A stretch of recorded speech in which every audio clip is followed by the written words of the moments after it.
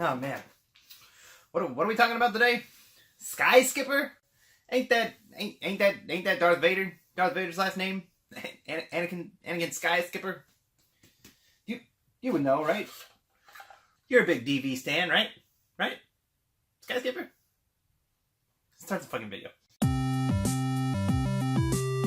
Back before Nintendo was making your Switches and your Amiibo and your disappointments, even back before the NES, they made arcade games. I'm sure most of you are well aware of the original Donkey Kong and Mario Brothers. Some of you may even be aware of the original arcade Punch-Out, but they actually made quite a few more. One of them was Sky Skipper, an obscure Nintendo arcade game that actually just got its first ever home release on a Nintendo console on the Switch eShop this year.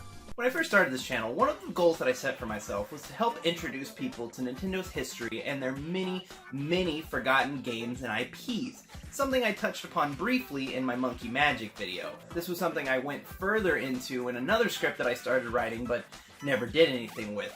Maybe I'll get back to that at some point, but for now let's take a look at Sky Skipper since it's back in the public eye. So let's take a look. I just said that. Fuck! The history of Sky Skipper is a pretty fascinating one. After Nintendo hit it big with the release of Donkey Kong in arcades in 1981, Sky Skipper was their big follow-up, and they were hoping to find similar success. It even featured cabinet art by the creator of Donkey Kong, Shigeru Miyamoto, and I really love this art. If I could find a poster of it, I would frame it and put it on my wall. I tried to get Nintendo Force in on that, but they just ignored me. Anyway, upon its release in Japan in late 1981, the game was reportedly pretty poorly received. So much so that when it came time to release the game in America, they opted to do a small test run with only 10 arcade cabinets placed in various locations. When feedback came back that was similar to that of Japan, they canceled the worldwide release of the game and decided to use all remaining cabinets and boards for their upcoming Popeye game. I guess they figured that with an existing IP such as Popeye, people would react to it better. And they did. Popeye was a very successful game. Flash forward to modern day, and Sky Skipper has become one of the most elusive arcade games of all time.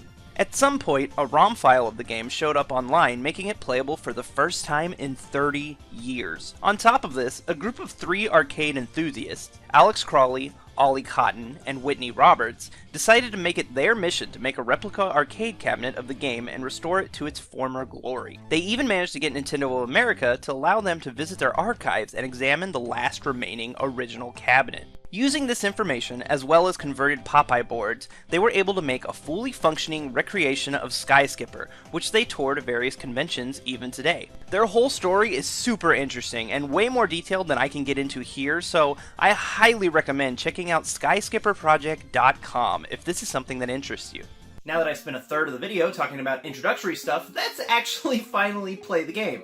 Now, I don't own a Switch, and obviously I don't have a Sky Skipper arcade cabinet because there's like 2 in existence, so I'm gonna have to use a rather odd method to play this game. Oh shit, I shouldn't say that out loud. Nintendo might try to shut this video down.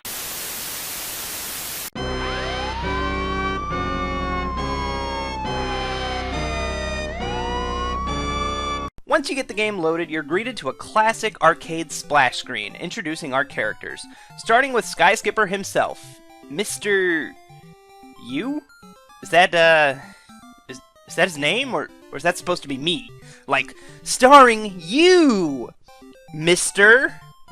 U. I know the gaming landscape was more male-dominated in the beginning than it is now, but that's awfully presumptuous of you to assume everyone playing is a Mr. game. Then there's the King's family. King, Queen, Joker, Spade, Heart, Dia, and Club. Dia being short for Diamond, I assume, but I just like to think that the development team loved this little rabbit so much that they put the most effort into giving it a unique name. I also like how 3 of the 4 suits here are animals, but what the hell is Spade supposed to be? One of those blue erasers you would get back in grade school? What even is it? I kinda love it. And finally, our guest star, Gorilla. Yeah, you would not want to be considered a guest star in this game once you see what happens to those poor gorillas. The main point of the game is to rescue the King's family and all of the animals/school supplies from their cages found throughout the 4 levels. How do you do that? By dropping goddamn nukes on gorillas! Literally, you just fly through the air and drop bombs on these gorillas who are going about their business, listening to music on their sweet Beats by Dre and reading newspapers. I almost feel bad about bombing them. Almost. But then I go all Flight of the Valkyries on them like this.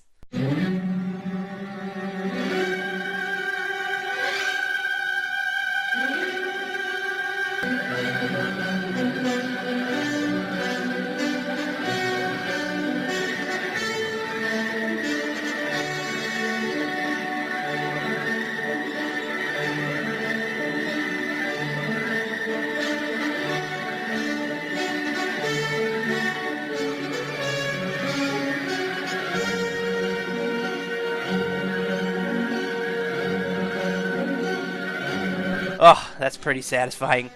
Nobody tell PETA about this, though. They might make a mean Flash game about it.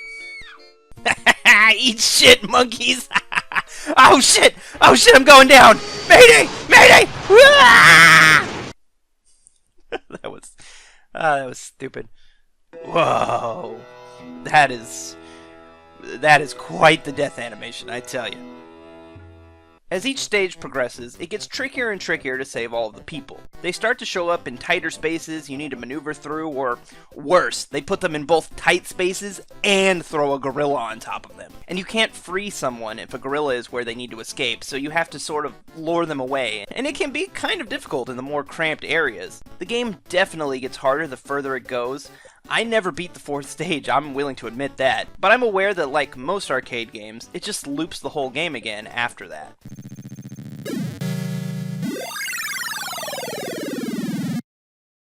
In between stages, you're greeted with this lovely image of Mr. U and the people he just saved standing triumphantly on top of a cage housing one of the gorillas like they're goddamn Jimmy John! Jesus! You already blew them all up, you maniac! Why would you cage the living ones? Damn it, I'll escape! Whoa there, Blink-182, watch the potty mouth! Who do you think you are, Cubert? You know, Dig Dug is right next door, and the Puka have very innocent ears. But I appreciate the enthusiasm. Maybe you can break out when they're busy jamming to this chiptune version of Skip to My Lou.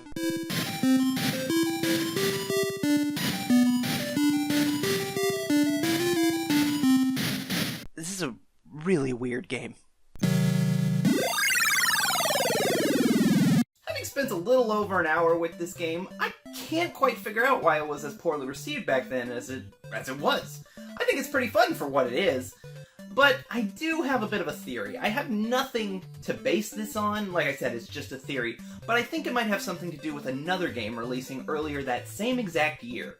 Another popular arcade game that you might have heard of known as Defender. The Defender sees lots of alien ships. The Defender sees lots of radar blips. Now on the surface, Defender and Skyskipper don't appear to have much in common at all, although they do both involve flying back and forth on a scrolling screen, attacking enemies, saving people, and avoiding hazards. However, try putting yourself in an arcade in 1981.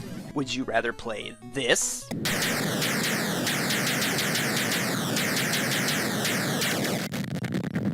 Or this?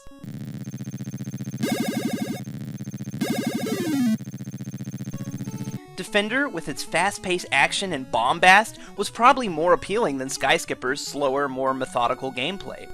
Even something like Nintendo's own Donkey Kong, which was also a more slower-paced game, at least presented something new for gamers to experience. Flying games were old hat even by 1981, so Skyskipper would have really needed to do something to stand out amongst the crowd. And outside of its charming visuals and gratuitous use of the word damn, it just doesn't really have anything compared to the fast-paced action of games like Defender. Do I think Nintendo might have been a little overreactive, completely pulling the game and gutting the hardware? Maybe, but you have to remember that they were relatively new to this whole video game thing back at the time. Donkey Kong was a huge success, but they probably couldn't afford to follow it up with a big flop. So, I get it. I might not completely agree, but I get it. Now, believe it or not, there actually was a home console version of the game released way back before the Switch version even was a glimmer in Miyamoto's eye. It was released back in 1983 on the Atari 2600. And it wasn't produced or published by Nintendo. It was actually produced by Parker Brothers. Yeah, the Monopoly people. But this isn't a board game. This isn't a Lupin Louie situation, which, I mean, it probably should be. Nintendo, you should probably capitalize on that and make a physical version of Skyskipper. If Star Wars can have their own version, like Lupin Chewie, where he's in the Millennium Falcon, you can have a Skyskipper version, okay? It could be called Lupin Skipper. No. Lupin Mr. U. Lupin Mr. U. E. Let's play the game.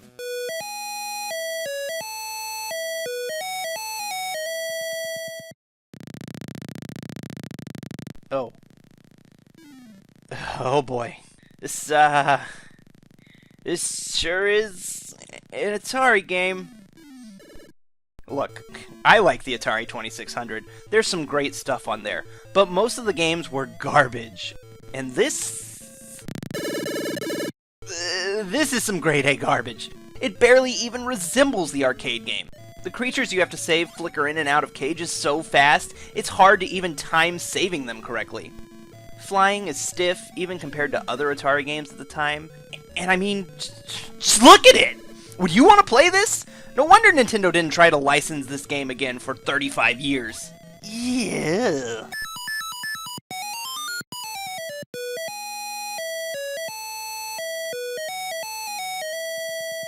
So that's Sky Skipper, one of the most curious games in Nintendo's back catalog of obscurities.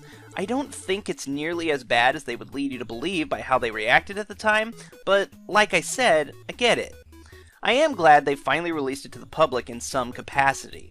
It probably isn't worth whatever they're charging for it, but I like that it's there, and they're letting us share a piece of Nintendo history. I'd love to see Sky Skipper and the Gorillas make a comeback of some sort someday. Maybe as a WarioWare game, or an assist trophy in Super Smash Bros. Sky Skipper can come out and just drop bombs on everyone from the sky. Ultimate already added like 30 more items that explode, so what's one more? Or maybe even an eShop game. Take the premise of the original and just ramp it up with trickier levels and more linear stage progression. But that might be asking for too much, considering they barely use some of the properties people actually care about these days. Regardless, I'm glad it's found a proper home after all these many mysterious years.